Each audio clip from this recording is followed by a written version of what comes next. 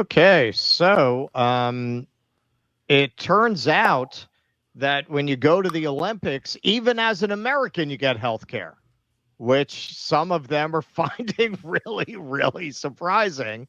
And these are our Olympic athletes, the cream of the crop.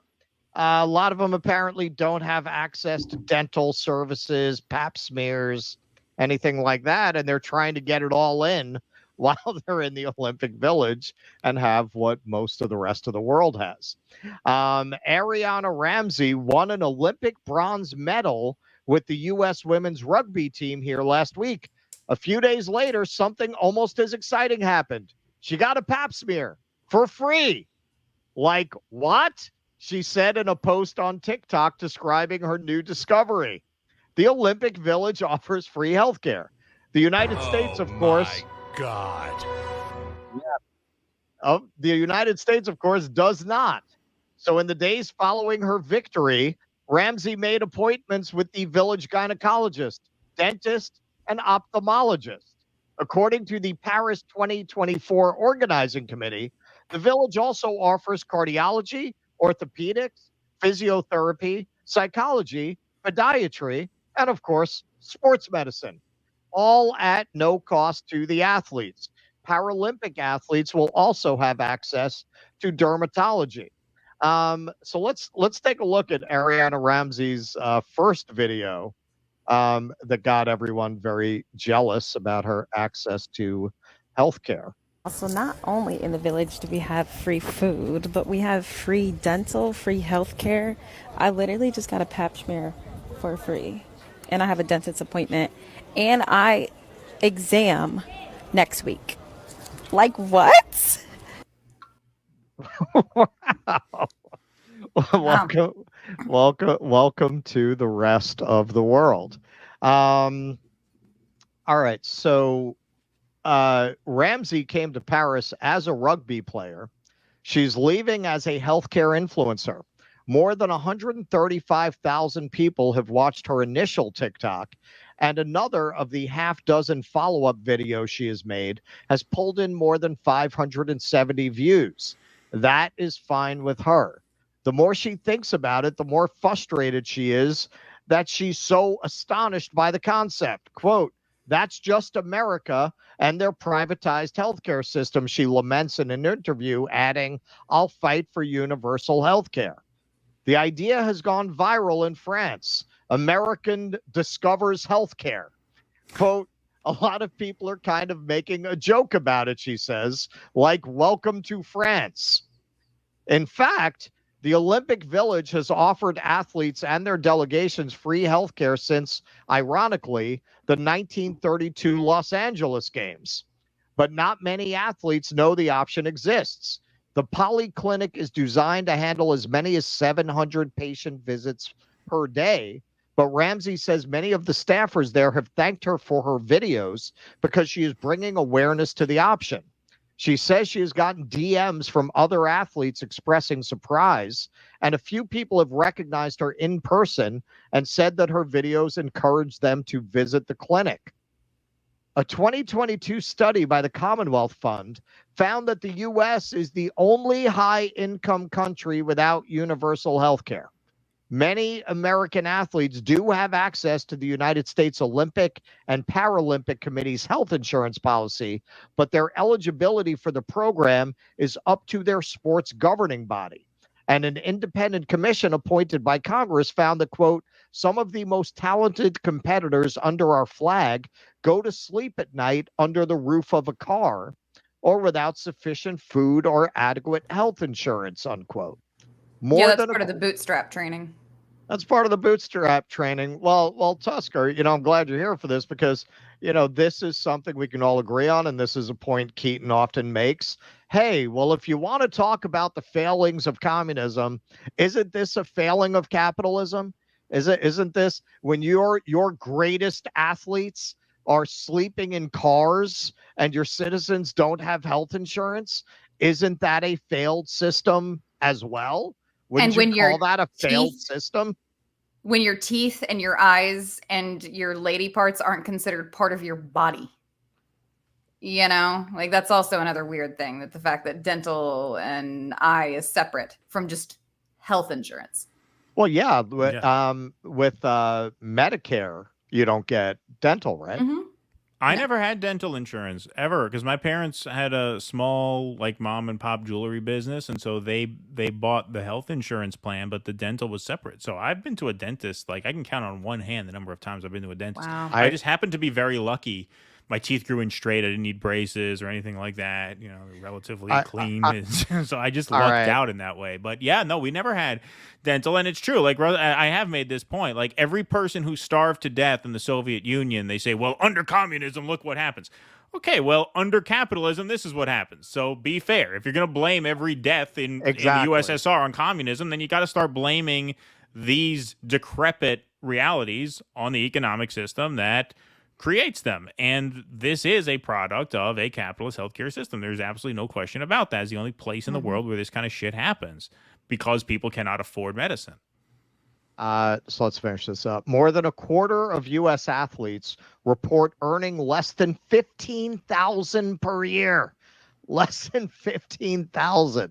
And more than 40% said they paid out of pocket for healthcare, with an average cost of $9,200 per person.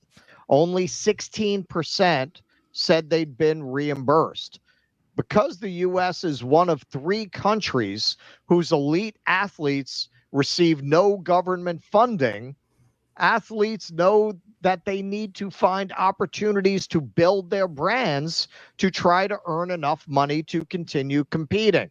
Ramsey, for example, came to the Olympics planning to focus on both rugby and making videos because she says, quote, the only other job for women in sports really is social media. So the ease of the village system has been enlightening. Ramsey has 20/20 vision, but sometimes her eyes blur at night. The doctor gave her glasses. At her teeth cleaning, they did an x-ray. She paid for none of it. Quote, they really go above and beyond. All this means that athletes are beginning to adjust their plans after competition is over. Instead of going to Disneyland, skateboarder Steven Pinheiro, representing Puerto Rico, says, I'm going to go to the dentist. The most magical place on earth, the dentist. It is for Americans. So here's one more video from Ms. Ramsey. Anyways, America needs to do better with their healthcare systems. There is no reason why me, an American girl, should be so amazed by free healthcare. And that's what a lot of people are saying in the comments, but like, it is what it is. Of course I'm amazed. We don't have free healthcare in America. So yeah, I'm amazed by free healthcare. Yep. Greatest country on earth. Greatest country on earth. What really gets me is you have some working class people, just like the ones who get mad about them raising the minimum wage for fast food workers, who will get mad about the idea of universal health care. Man, that is really going to get the stick to beat your own ass, man. That is really just, you got to have been so degraded in your mind. You have got to have such a peasant mind to walk around as a working person and go, well, if you're not responsible and paying for insurance, well, you're just going to have to die. Man. Rally, stand up, be American. You need to fucking go get your balls out of your boss's mouth and start fucking standing up for yourself, man. Yeah, you should have been more. Get your boss's balls out of your mouth. Yeah, you should have been more personally responsible whenever someone hit you with their car. Like you should have been more personally responsible whenever you fell and broke your leg. I mean, like, come on. Yeah. The rest of the world can do it. We can't listen to this. We are the freak show of the Western world. None of these other countries do this. You want to talk about, the social democratic system is based on exploitation. We can have that conversation. Their people actually benefit from it. What's the excuse of this country? You're robbing the world and you don't even benefit from it. Your country has more blood on its hands than any nation on earth, and all of the profit to be had from that horrific murder, genocide, exploitation all goes into the pockets of this elite class. And then they use their mouthpieces in the media to convince you that you don't have health care because you're an asshole. Wow. Wow, man. That is a number they did on your head. Depeasantize your mind. Depeasantize your mind. You deserve health care. You know why? Yep. Because you exist. You're a human. You're a human in a country with tremendous resources that could provide that if they wanted to. Mm-hmm. Yep. And you got to fight with insurance companies sometimes to get like medicine. Like I've had a doctor write a prescription and the insurance won't fill it. And you call them and you ask them, and they say, well, we don't think this is formulary. Okay, well, are you a fucking doctor? Because the doctor does think it's formulary. They're the ones who went to medical school. What the fuck do you know? Like, it's just insane. It is bizarre. It's from outer space. People from other countries do not understand it. They don't get it. Yeah. And even just with the middleman system that's involved, like, let me explain something. It's a very simple thing.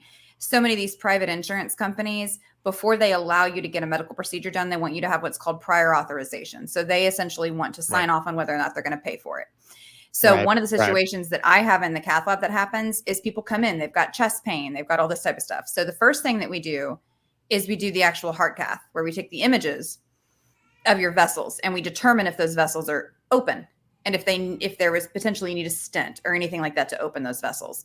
Now, according to a lot of private insurers, the correct way to do it is to stop the test there, take the patient off the table, send them home, then have them apply to actually have the vessel fixed, come back, get rescheduled, get stuck a second time, have the increased chance of bleeding or an adverse effect from getting that second thing, because they want to split it up into two to justify the payment for it and find some way to get out of the payment for the second. Like, that's what the middleman does. That sounds that's very what efficient. That's the efficiency of the marketplace at work right there. Doesn't that sound efficient, Keaton? Yep. It's very efficient. Yeah, 100%. much more efficient than a state system. And there are times that because a doctor, instead of taking a patient off the table, making them reschedule a day off or have their family drive them in because they're elderly and they can't drive anymore, take their day off work, all of that type of stuff, sometimes you won't get paid if you go ahead and do the intervention in the same sitting. Right. Because you didn't do that. So that's another way that they can deny you and not pay the hospital. Costs. Right. Yeah. Right. Please clap.